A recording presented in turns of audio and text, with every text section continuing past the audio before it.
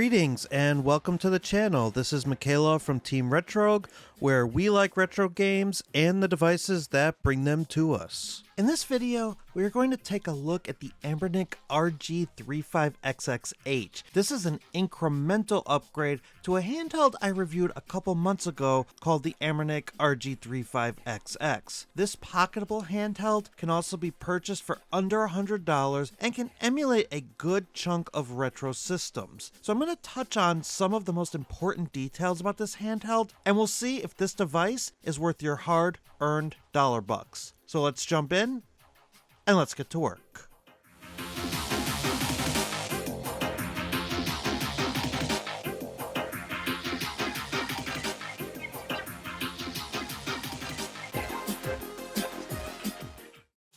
The Anbernic RG35XXH can be purchased on Geekbuying at the time of this recording, starting at about $71. This unit featured in this video was provided to me by Geekbuying for the purposes of this review, but as is always required, all opinions are my own, no money exchanged hands, and they are not seeing this video before it is published. Now it's time to hop onto our mount and head on into Spec Town. Budget units like these typically have low-powered specs, and this device is no exception. The CPU is a quad-core ARM Cortex-A53 with a 1.5 GHz frequency. The GPU is a dual-core G31 MP2, and the device relies on microSD cards for storage. Fortunately, the device does have two SD card slots, so one can be used for the OS and one can store your ROMs and BIOS files. The 35XXH has 1 GB of LPDDR4 RAM and a 3.5-inch 480p OCA laminated screen. While the device only has a 3300 mAh battery, the Linux operating systems that typically run on these handhelds are very efficient, so battery life is advertised at about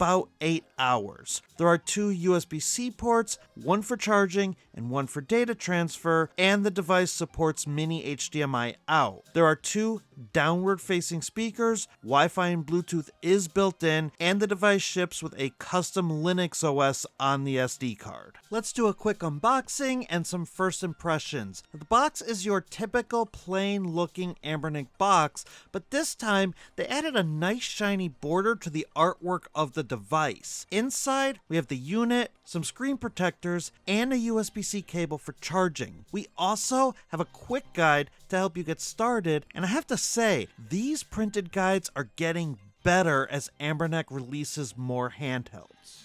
Taking a quick tour of the device, we have small triggers on the top, along with two USB-C ports, HDMI out, a 3.5mm headphone jack, and the menu button. The left side of the unit has the volume control, the right side has power and reset buttons, and the bottom has the speakers as well as the two SD card slots. The rear of the device should look very familiar to anyone who has owned an Anbernic device in the past. There are two pads on the back to rest your fingers, and that's about as ergonomic as this device gets. Another thing I'm not a fan of is this transparent color. It's fine for the most part, but you can clearly see the battery adhesive on the back of the unit, which just looks kind of sloppy. The front has the screen as well as the D-pad on the top of the device and some pretty glossy face buttons. I actually really like how the A, B, X, and Y buttons feel on this handheld.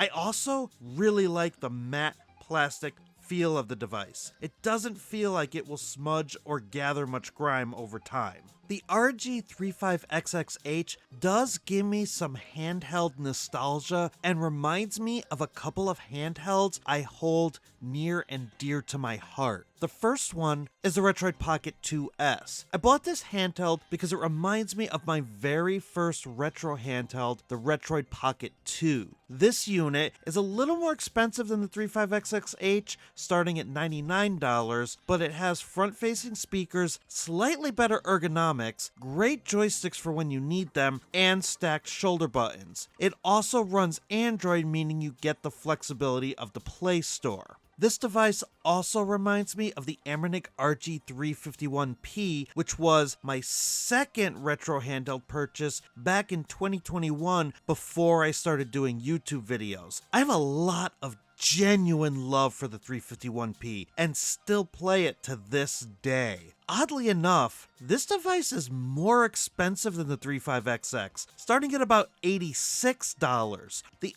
only real advantages in this day and age that I could see the 351p having over the 35XXH is the 3:2 aspect ratio screen for pixel perfect Game Boy Advance and the compatibility with more custom firmwares like ArcOS and Amber Elect. Powering the device on the stock Anbernic operating system is nothing to write home about, but it does get the job done, and at least it uses RetroArch to power your emulator cores. You can select ROMs from both SD cards, and your games will be sorted by system. You also have some basic settings like an I/O test, battery display, lock screen timer, language, date and time, and you could connect to your Wi-Fi network and access Bluetooth settings.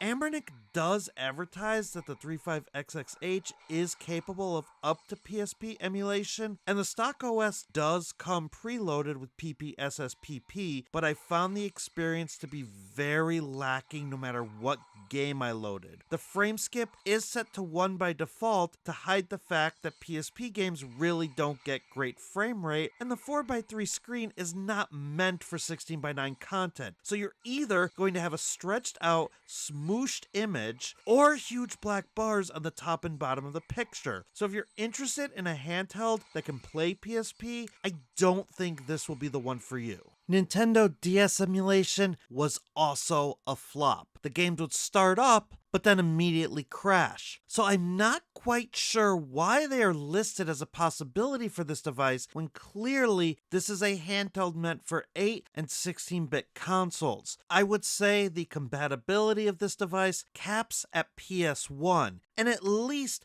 PS1 games play well on this handheld. Now let's do some testing under the custom firmware MinUI by Sean Inman. While you are sacrificing a couple of these device features like Wi-Fi and Bluetooth, if you're just interested in having a minimal front end and booting in just to play your games, this firmware will definitely fulfill that goal. The nice thing about MinUI is it gives you very easy access to the emulator core functions you need, and there is very minimal setup. You could just plug and play. And there is no difference in emulator performance in MinUI versus the stock operating system, so SNES games with an SA1 or Super FX chip will play just fine. You can also invoke color in games that are Super Game Boy enhanced, allowing you to access the features that were previously only available by plugging the cartridge into a Super Game Boy. There is plenty more to explore with MinUI, so let me know in the comments if you want me to make a setup video on this operating system. Now it's time to wrap things up with my final thoughts. As always, we'll start with the positives. One thing I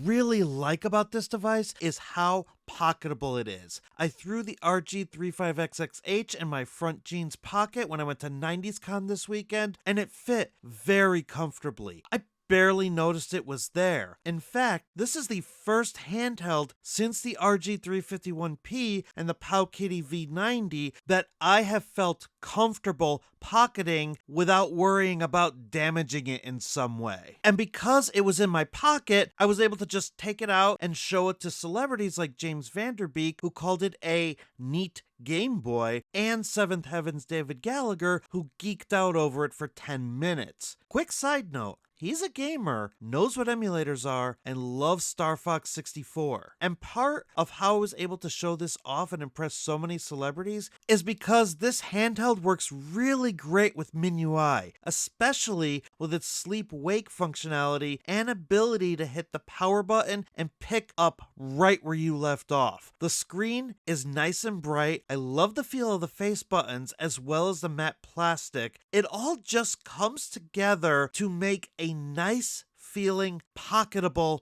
handheld. But of course, no device is perfect, so here are some things that I'm not a fan of with this handheld. While the stock Anbernic firmware is serviceable, it's just okay. There's nothing really stand out about it. In fact, it can look plain ugly at times, which would make you want to use something more like MinUI, but then you're sacrificing the use of Wi-Fi and Bluetooth. While that might not be a deal breaker for most, you now run into issues when you want to do things like use retro achievements or dock the system to a TV and use a Bluetooth controller. So it's kind of an unfair trade-off. Do you use a better OS and limit yourself to what this system is capable of? Or do you have full functions and have an ugly looking OS? And for me, personally, I wish I didn't have to make that choice. I also don't like that you can see the battery adhesive on the transparent models, but that can at least be mitigating by getting a non-transparent model. And finally, this device advertises PSP to the point where preloaded SD cards come with PSP games, but the system really can't emulate PSP all that well. And even the games it can emulate just look terrible on this screen. So let me know what you think in the comments below. Is this a device you are considering? Do you have one? And what do you think is the best use case for a device like this? And please feel free to continue the conversation on the Retro Handhelds and the Steam Machine Discords, where you can find me hanging out in between videos. And if you want to support the show like these wonderful people on the screen, you can do so by going to my Patreon page. Links for all of these places are in the video description. But that'll do it for this video. Thank you so much for watching, and please be sure to like and subscribe if this video was helpful to you in any way. Every smash of that button helps the channel grow and allows me to get more content out to you. But until next time, bye for now, and don't stop believing.